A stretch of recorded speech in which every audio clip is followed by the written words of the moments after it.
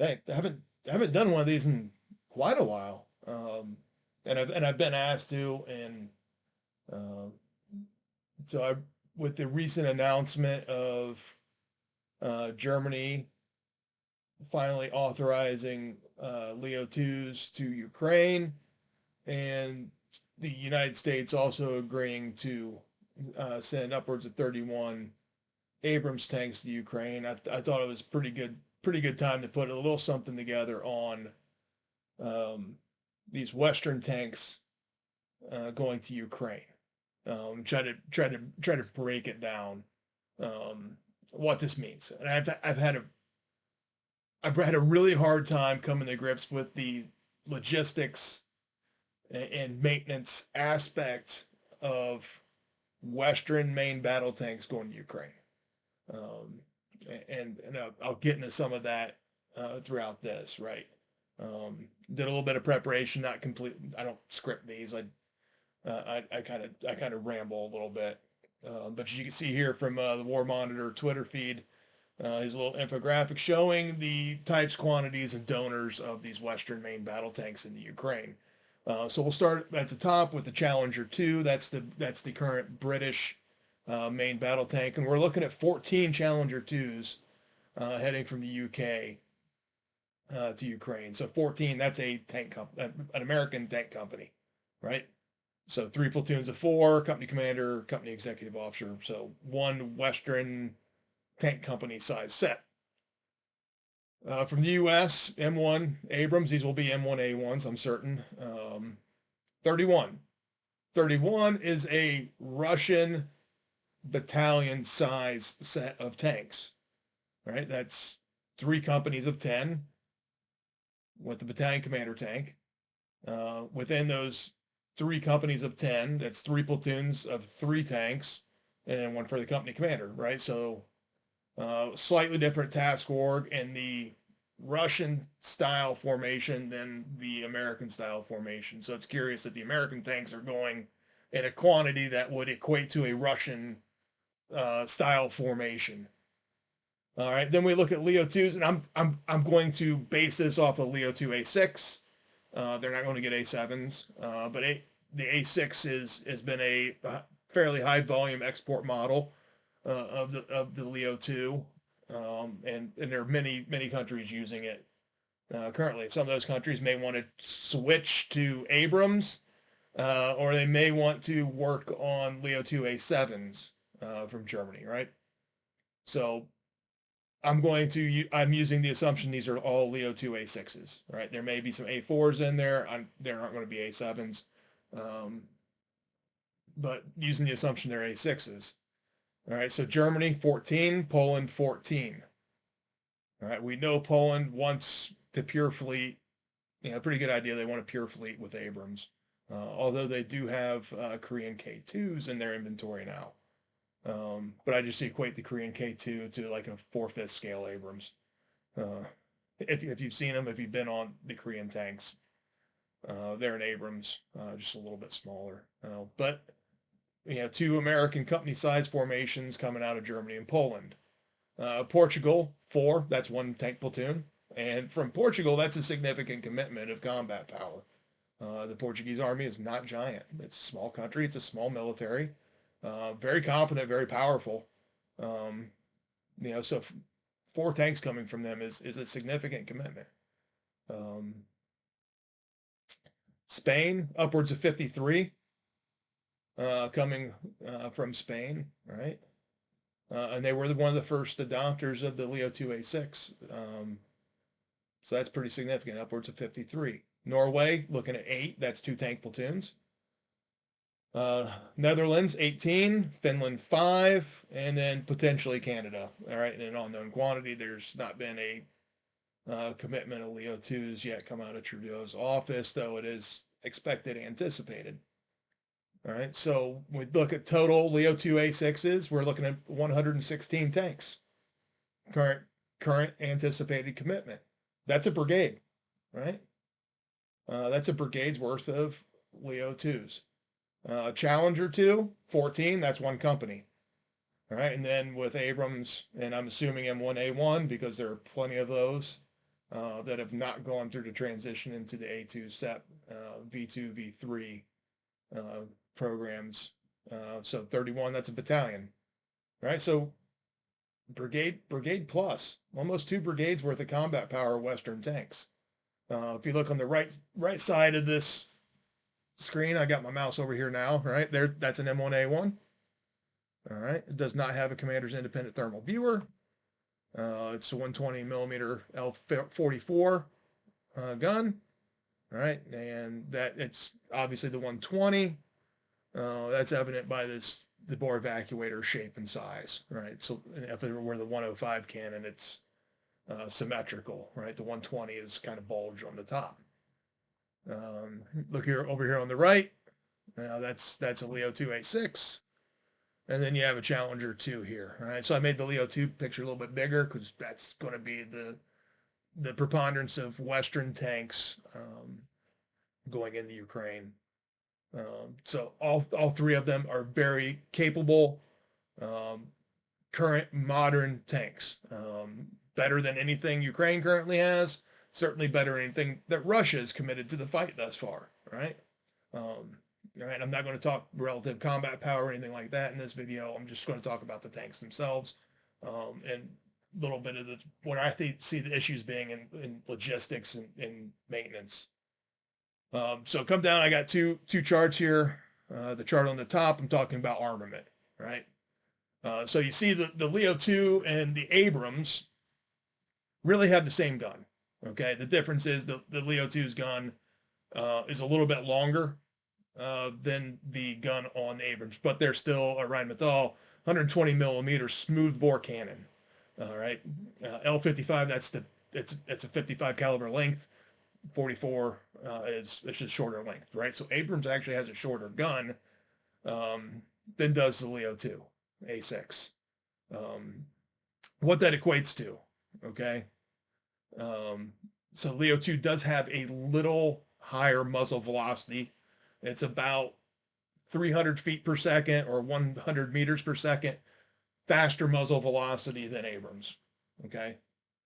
So that will give you a little bit greater max effective range on the gun, but not really significant. For the most part, the gun can already outshoot the optics on the tank. So the big, they fire the same ammo, the same, the exact same one-piece combustible case, NATO standard 120 millimeter tank ammunition. Right, the Leo and the Abrams, really same gun, same breech, very similar fire control system, same ammo types. They shoot the same stuff. The only difference is the German gun's a little bit longer. It's like 5 feet longer, right? It's 22 feet long instead of the Abrams is 17 feet, okay? The difference here is the Challenger 2 uses a 120 millimeter rifled cannon, all right, which is a 3-part ammunition. And the big reason the Brits still use the rifled cannon on the Challenger 2 is they still love using the Hesh round, and the Hesh round gives them a little bit further range, right? That's a high explosive squash head round, right? So rather than the high explosive anti-tank rounds that Leo and Abrams use, and I'll go into that in the next chart. But the Hesh round has a little bit longer range, and it requires a rifled gun to shoot it accurately at those longer ranges, right? So that's the real big difference there. The time to load the gun's not really any different between the one piece or the 3-part rounds. A competent Challenger loader is going to load that gun as fast as a competent Leo or Abrams loader, right? So really no significant difference in the capabilities of the gun. The significant difference is there are 14 tanks going to Ukraine that have a different ammunition, right? So we have different ammo types going in for 3 different Western tanks. 2 of them use the same. 1 of them uses a unique round type. So that throws a wrench into the logistics chain. right? So we have to, and Ukraine and whoever from the West is in support of Ukraine needs to ensure that they get the right ammo to the right tanks at the right time. Okay. So pretty big deal there. So they have 147 tanks that are coming in that are going to shoot the same round, and then 14 of them that are special. And I'm not talking about the Soviet / Russian / Ukrainian T series tanks, right? That have their own unique ammunition. It's different from all of this. Okay. All three of these tanks have basically the same machine guns, coaxially. All right. So the Leo 2 and the Abrams have the exact same coaxial machine gun. It's an FN mag. It's 7.62. The American Army would call it the M240. All right. And Germany, they just call it an FN. All right. Exact same machine gun. 7.62 millimeter Belgian designed belt fed machine gun. Challenger 2, their coaxial gun is a chain gun. The only difference there is how the rounds are driven and fed into the gun, right? That's the big difference. So the Challenger 2 coax, it's bigger, right? Because it's chain gun, so it's got a big feeder mechanism on it. If you've ever been inside a Bradley, right, the L94 chain gun looks like a little Bushmaster. Okay, it's a little Bushmaster. So it is a little bit more complicated and complex to operate a chain gun, for services and repair. Clearing a stoppage or a misfire is a little bit more complicated than it is on the FN. But same ammo, 7.6.2 belt ammo, NATO standard, right? So no problem there. Turret machine guns, Leo and Abrams, exact same thing. It's a 240 up on top, right? Made by FN, Belgian design, boom. Great machine gun. L37A1 for the Challenger 2, exact same ammo type, right? NATO standard belt ammunition, no problem. Significant difference here is the Abrams does carry twice as much ammo in 7.62 than does the Leo or the Challenger. All right, so if you actually want to fully combat load an Abrams, it's a lot of 7.62. All right, and really any tank can carry 10,400 rounds of 7.62. It's just where you're going to store it, right? How are you going to strap it on top of the turret or whatever? Significant difference in machine guns is Abrams does have a third machine gun. So the tank commander on an Abrams does have a M2 caliber 50 heavy barrel machine gun. John Browning's masterpiece. Okay. So at Abrams, we generally carry 1,000 round is the basic load of 50 caliber ammo. All right. So we love the 50 cal. It's a beautiful piece of equipment. And I'm assuming that the Abrams are going to Ukraine with 240s and the 50 cal complete kit going over there for them. All right. So, the big difference in armament, right, is the Challenger 2 rifle cannon, 3-piece round. Okay. So there's a logistical challenge. Abrams adds a 50 caliber machine gun. That's not a significant change. But that is an additional ammunition requirement that if I'm commanding a unit of Abrams tanks, I want my 50 caliber ammunition because it does a lot of good for me. Anti-vehicular, right? So truck type targets, bunker type targets like houses and buildings. Does it very well with them. It's an anti-equipment gun, and it's loud and scary, right? The 240 is not as loud, not as scary, though it does have a higher rate of fire, and I have a whole lot more 7.62 ammo. Right, so that's the challenges on ammo, right? The significant one is the Challenger 2's unique 3-pair cartridge. All right, start talking about power plant, right? So each tank has a different engine. There is no commonality between the power plants in these 3 tanks. There is the one commonality is they can all burn diesel.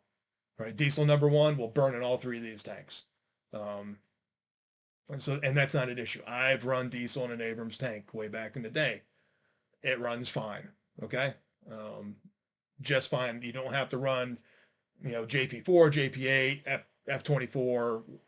You can run diesel on an Abrams and it's perfectly fine. Okay, it is a multi-fuel engine.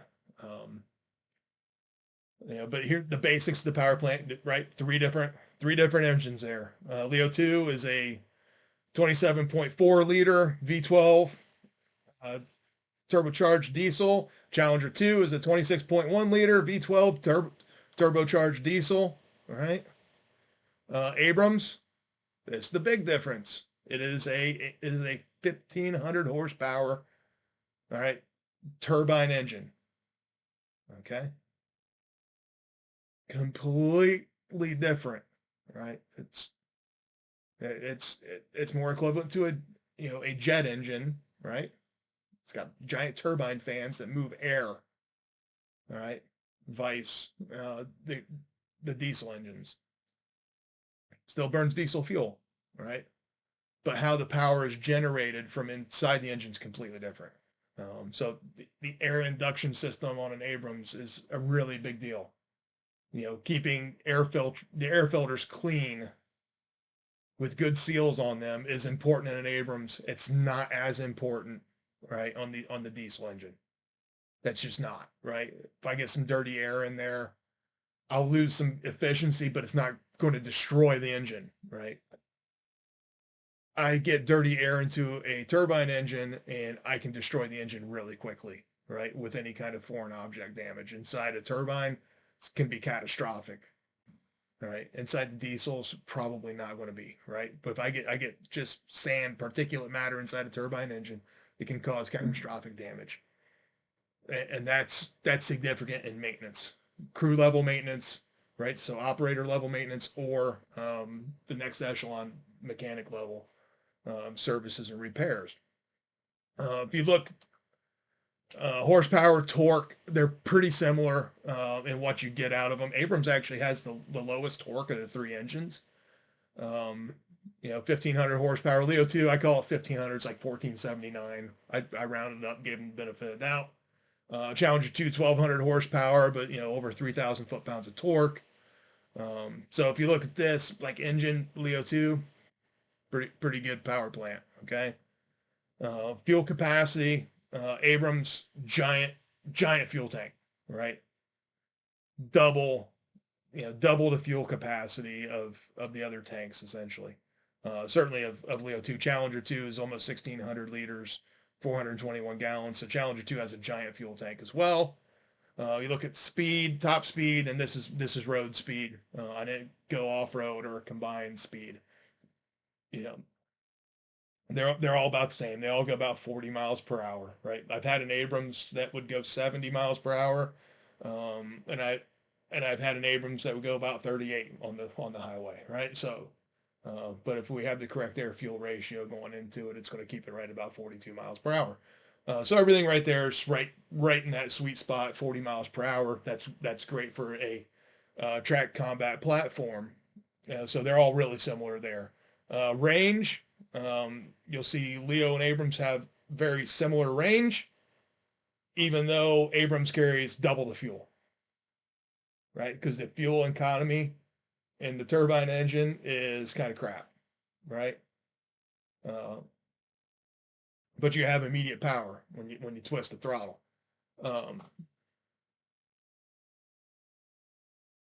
So right there, you see the logistics requirement in fuel for Abrams is double the Leo 2.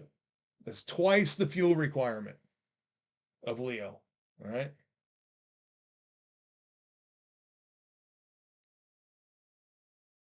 So double the capacity, but you're not doubling your range with Abrams. You just got a little bit more. So I'm just using, beer math. Leo gets twice the fuel economy of Abrams. And that's always been a significant reason I've said that Ukraine doesn't want Abrams, because the burden on their logistics system and the raw cost of fuel for Abrams is enormous, right? you get twice the bang for your buck in fuel with Leo, right? And it's not just about the money; it's about the number of fuel trucks, right? It's where I have to send those fuel trucks. It's the number of drivers and trained operators for my fuel trucks. It's my fuel depot storage. I have, how much fuel storage capacity do I have at a depot level or a, general support uh, logistics unit level, right? What is my backhaul, my forward haul capacity? What are my transmission line capacities? All right, and how am I getting my fuel? Am I, you know, do I have a reliable fuel source? So Abrams presents a significant fuel challenge to Ukraine. All right, whereas Leo is very fuel efficient for a main battle tank. Challenger's kind of in the middle, right? It's pretty fuel efficient, but it's not great. Leo does a little bit better job at it, right? And actually gives me more power, which is nice. So I'm sorry, Challenger is more fuel efficient than Leo, but uh, bigger tank, a little bit longer range, but I don't have the power, right? So look at that, and I put on the end of this chart, who makes it, what it is, what the compression ratio or equivalent compression ratio of those would be, right? Just if you're a little bit of a car guy, you can look at that. Um, but overall, I think their Leo really comes out on top in terms of the power plant, the simplicity of it, right? You leave the United States, there are a lot of diesel vehicles. Um, you go into Eastern Europe, you go into the Middle East, um, a lot of diesel powered vehicles. Every rental car I had in Germany was a diesel, right? So there is resident expertise in diesel engine preventive maintenance, repair, right? The difference is instead of an inline four-cylinder diesel, this is a V12, right? So it's a 90-degree, 6 cylinders per side, right? It's two inline fours smacked together with a common crank, all right? Um, so there's resonant knowledge in the maintenance of a V12 diesel engine. There is not as much resonant knowledge in maintaining a turbine engine, right? That's more of a specialty piece of equipment that they probably don't have turbine engine mechanics just laying around, right? We don't have them laying around in the United States. We make them in our army. Um, so when you're thrust into conflict like Ukraine is, you it's best to go with what your current expertise and capabilities already are, right? And that's diesel, right? It's diesel engine, small diesel engine repair, right? We're just jumping up the size of the engine. Um, so use that, right? I think giving Abrams uh, and inserting it into this conflict on Ukraine's side is a bit irresponsible. Um, it has the commonality of Leo on the armament side, but on the drivetrain side, completely different problem set, and adds a layer of complexity that does not need to be introduced. All right, I think pull Abrams out of this equation, or introduce him and then swap him to Poland, and Poland sends more Leos in. All right, do something tricky. So ultimately, like I said, armament side, Leo Abrams good, Challenger bad. Drivetrain side, Leo good, Challenger good, Abrams bad. Um, next slide I go into here. If it will update on this side. Why aren't you showing my slide? I changed my slides. Oh, oh Lord. I don't know why Bill Gates is making me mad today.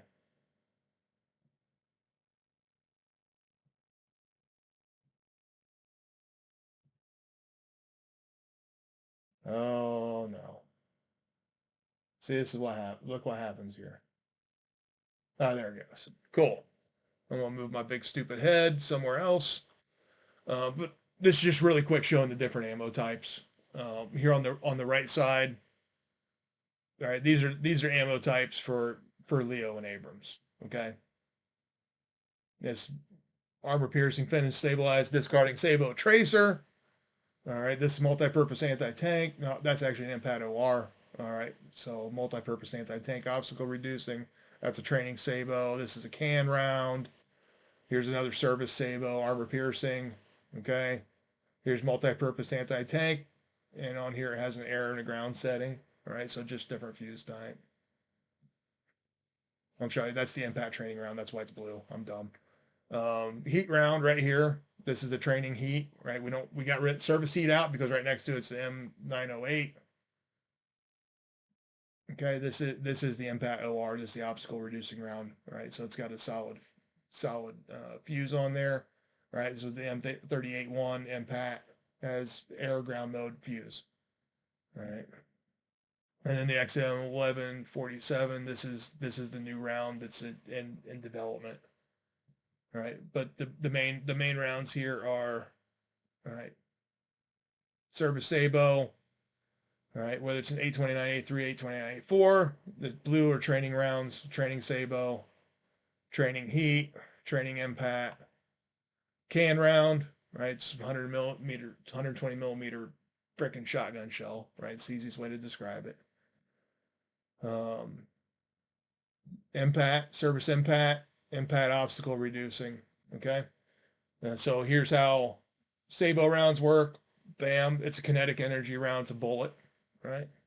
But it's traveling a mile per second out of the L44, L55 gun. All right. So it's going to penetrate, right? The friction generated by its high rate of speed is going to melt. It's going to punch through and it's going to melt and create spall on the inside, right? Just through pure kinetic energy. Heat round, high explosive anti-tank round. That's going to hit, right?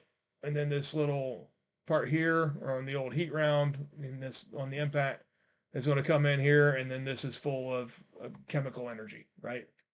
So it's going to basically shoot fire into there, right? It's going to start melting stuff, and that's no fun. All right. The Brits, they still use the right 120 rifled because they like the Hesh round, because it's more accurate at longer ranges. All right. Hesh is high explosive squash head ammunition. All right. So it's just going to wham boom. Right. And it's going to cause fracturing on the inside. And that fracture is fractured steel, metal, iron, whatever it is going to start going everywhere inside of there and wrecking shop. Right. And it's going to hurt really hard because it's going to hit with a lot of energy. Right. So it has a high explosive behind a kinetic energy is kind of how the Hesh round works. All right, so you see the German American NATO standard rounds. These are one piece rounds in the rack. Boom, flip them out, put it in the gun. Breech closes, fire the round. The cartridge on them, the silver piece, is This is a combustible cartridge, right? So that is consumed when it's fired. Right? That's burned up because it's full of propellant. All right. And then the projectile, which actually goes down into the combustible case a little bit and has been stabilized, right? Most of these are been stabilized rounds. The service rounds are anyway. It goes out the end of the gun tube. Combustible cartridge propellant is consumed and expelled in the form of a gas, right? And then what is the residual is called the aft cap, right? That's this little piece at the end, right? And then there's also a little rod that goes up in there. On the training rounds, it's longer. On the service rounds, it's pretty short, a few inches. But that's the primer, right? That's the ignition. The aft cap is the ignition. Combustible cartridge has the propellant inside it. All right, and then the projectile goes down range, right? So the Abrams and the Leo rounds are these one-piece construction like here, right? Our British friends, still do use a 3-piece cartridge, right? And like I said, their trained crews can load this just as quickly as the 1-piece rounds are loaded. Okay, all right, and it's a well-developed system. It works, right? The difference is that the Hesh round doesn't work in the combustible cartridge as of right now, or when Challenger was fielded. So that's why they're still using it, right? So it's 3 pieces, right? You got a projectile, you got the charge, and then you have the ignition, right? There are 3 different pieces that get loaded into the gun, similar to an artillery round. Okay, but remember, tanks are direct fire weapon systems. They're not indirect fire weapon systems. Direct fire. All right. We don't have the fire control system for indirect fire. All right. We always play games. We take out our firing tables and our gunners quadrants on the range at like 3 a.m. when you're waiting on crews to finish qualifying who aren't doing so well. I'll be like, one of my Fort Carson, we're like, we're at range 145. That's 3 a.m. Can I hit Denver from here with a tank? And yes, in fact, you can. If you're firing M829A3 at max elevation and you have heat indexed on your tank, then yes, you can hit Denver from range 145 at Fort Carson.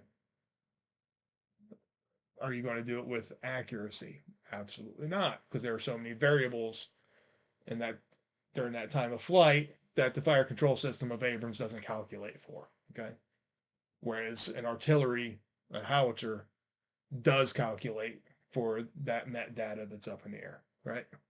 So it'll hit with a higher degree of probability. I just know I can hit Denver. So yeah, that's the basics. What I wanted to throw down today. Did it right about 30 minutes. Um, and to recap, logistically, ammunition wise, Leo, Abrams, good logistics chain. Abrams does add a 50 caliber machine gun, which does increase logistics requirements if you support the machine gun. You can actually put a 240 on the tank commander's machine gun mount and actually have 3 M240/FN mags on an Abrams tank. That is absolutely possible. The pens are there for it. Because you could have three machine guns on Abrams and all 7.62 machine guns. That's an option, or just don't put a machine gun in the tank commanders. With the Challenger, we do have a completely different set of ammo. All right, completely different main gun ammo requirements. That's very low density of what's currently headed to Ukraine. 14 Challengers with completely different main gun ammunition requirements than Leo and Abrams. That adds a degree of complexity to the problem, right? Power plant, Leo and Challenger, very similar. They're different, all right? So repair parts are slightly different between the two power plants, but they are both V12 turbo diesels, okay? There's familiarity there with repairing diesel engines that's resident in Ukraine. Leo gets good fuel economy. Challenger gets a little bit better fuel economy. Abrams gets terrible fuel economy, right? And so the fuel requirement for Abrams is exponentially higher, as well as it has a turbine engine, right? Which increases, strain on logistics, unique repair parts that have to be sourced from the United States, vice repair parts that can be sourced from Europe, right? So much shorter logistics train for Leo Challenger, and for Leo it's really, really short, much shorter, especially because you have Poland next door, who's a current user of Leo 2s. So I think on the power plant side, Leo 2A6 wins. That's my preference. On the armament side, Leo 2A6 my preference. Fire control systems really very, very similar. Training on them is very, very similar. There's not a significant difference in training requirements for crewmen, for tank commanders, gunners, loaders, drivers. The training requirements are really the same for all 3 tanks. on how to operate them. You know, as long as the crews can read the manual, you follow the steps in the manual, your bore sighting procedures, your zero procedures, startup shutdown, the tanks are very, very similar in operation. All right. The big difference is in logistics, in maintenance, and the most user friendly logistics tank for Ukraine, I believe, is the Leo 2. Right. So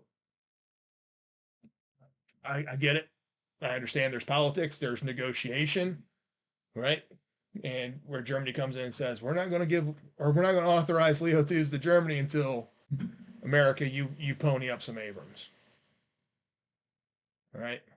So I get it. There's a negotiation that happens in there.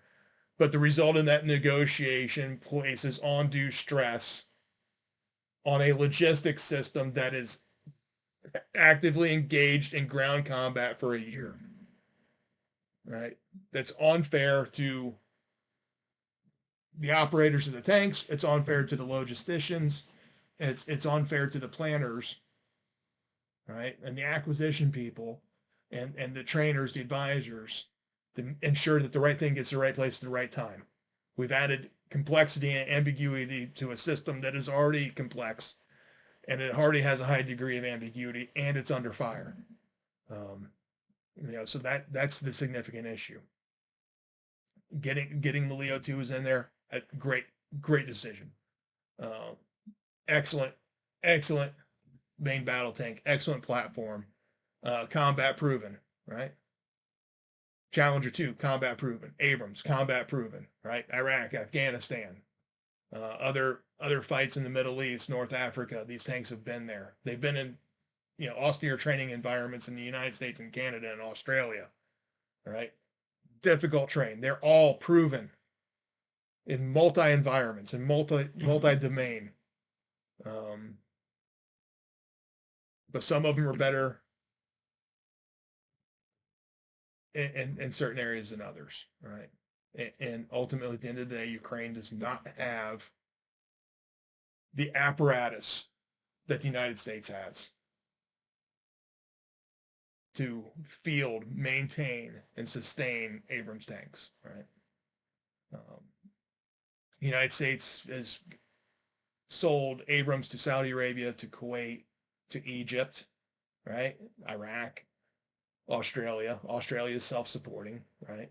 But I'll tell you, in Saudi Arabia and Kuwait, we still have Americans who are there babysitting those tanks for over 20 years, right? To ensure that investment in sales to those militaries is viable over the long term, right? Because it's a trade in achieving U.S. national security interests by having Saudi Arabia and Kuwait with Abrams tanks, and now Iraq and Egypt as well in the Middle East, right? But there's a trade. There's a long-term commitment of personnel and resources to those armies who are fighting with Abrams tanks in the Middle East. And we've been paying that resource bill for over 20 years for them to have our tank. So it does. That's another thing that concerns me is how long is this commitment? What is the ultimate commitment of the United States by providing Abrams tanks to Ukraine? Right. And it's not the training, it's sustaining them. Sustaining them is very complicated. And that's the big problem I have going forward. Am I excited to see Abrams up against T-90 in combat?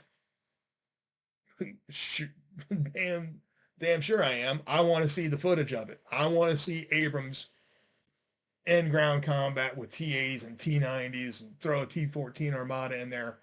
Let's go. I want to see my platform fight the best and newest things that the Russians can throw at it. But I don't think it's the right call. And it's not the right tank. It's not the right time.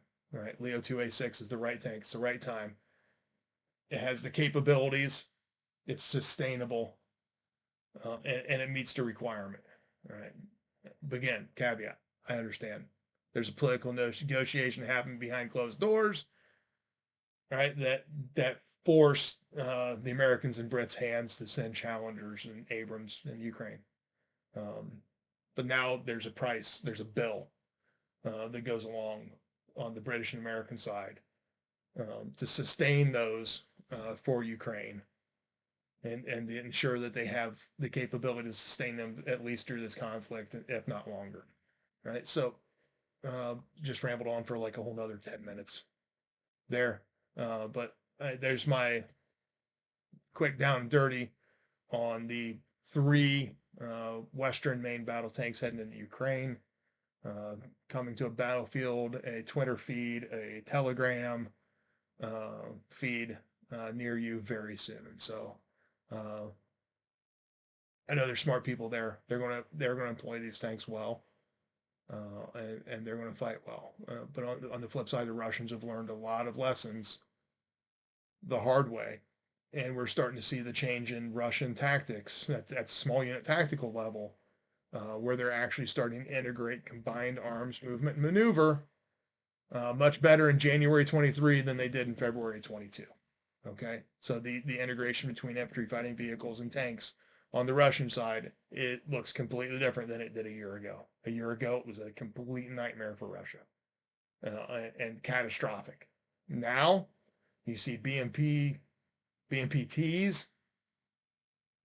and T-72s working very well in concert to one another, right? Because the soldiers know we got to figure this stuff out. Soldier ingenuity is like, we have to figure out movement and maneuver so we don't die on this battlefield because we can't run away. We can't go away. Well, we can't go back to Russia because we go back to Mother Russia, we're going to disappear and die anyway. So the best course of action for the soldier, the Russian soldier, is to improve small unit tactics, small unit movement maneuver. All right. And we're seeing evidence of that on the battlefield right now. Russian, platoons, companies are performing a lot better now than they did, at the beginning of the war, because it's about survival, right? Um, so they're fighting better. So is this going to be a significant change for Ukraine? Yeah, these tanks are way more survivable. They can take direct hits from BMPTs, from T-72s, and still be in the fight. So yes, this much better, more capable systems. They have crew survivability. They have the armament. They have the power plant. That's better than anything the Russians can throw at them. All three of them are better. But some of them fit better into the scenario than others. And that's always my concern is what is sustainable for Ukraine in this conflict, right? What is sustainable for Ukraine? Not what's sustainable for the United States or Germany or Poland or UK. What is sustainable for Ukraine? Because at the end of the day, Ukrainian soldiers are the ones operating the equipment, fighting the war, sustaining the fight, planning and preparing, strategy, operations, and tactics. They have to have the equipment that is best enables Ukraine, not what best enables American, British, German, Polish interest in Ukraine. And that at the end of the day, that's going to be the key, right, to sustaining this fight. But again, three great tanks, three of the best tanks in the world. The one I would throw in there with them is the Merkava Mark IV, right, which does have a common power plant with one of these. It has that MTU MB 873, right? So Leo 2, Merkava Mark IV can share a power plant. Challenger 3, I think, is going to move to that power plant. Challenger 3 is also going to go to the Rheinmetall gun, right? So Brits bring Challenger 3 online, right? Challenger 3 will be equivalent logistically to the Leo 2, A6, A7, right? But that's in the future, right? This is the reality today. Hope it's useful. Rambled on a little bit, but man, once I start talking tanks, I start talking maintenance, I start talking logistics. This is the stuff that I lived every day, and it's stuff I loved. I love doing, right? Because it provides complex problems for me to solve, right? And to build a team of really smart and good people around me to help solve these complex problems. That's what I love doing. Um, that's what I miss, right? I miss those people. I miss this level of problem solving. Um, so yeah, added complexity for Ukraine, but I think I think in the force mix of the three variants, ultimately they'll be okay. It's just going to depend on what the back end support from contributing countries looks like to ensure that these are sustained through the conflict. All right. So have a good day. Enjoy the rest of your Thursday evening. Got some nice snow and cold weather here in Northeast Ohio, and looking forward to spring. Um, Getting on a motorcycle and doing something. All right. So take care and talk to you later.